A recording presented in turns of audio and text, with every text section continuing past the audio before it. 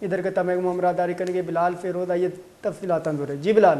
जी बिल्कुल, आज सुबह सवेरे जो है सरियाब रोड के ऊपर सरियाब मिल के करीब एक बावर्दी पुलिस एहलकार को जो है नामालूम मुसल्लह अफराद ने फायरिंग करके जो है जान बहक कर दिया है, जिसकी शनाख्त जो है वो अख्तर हुसैन वल सुमर खान के नाम से हुई है।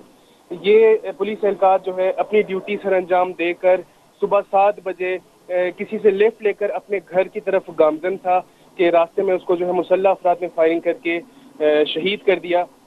उसकी डेड बॉडी को फौरी तौर पर जो सिविल अस्पताल मुंतकिल किया गया है और जो इलाके से शवाहिद इकट्ठे करके जो मुसल्लह अफराद हैं उन तक पहुंचने की कोशिश की जा रही है। जी जी बिलाल, हमें ये भी बताएं कि पुलिस की जानिब से कोई कार्रवाई अमल में लाई गई है अब तक?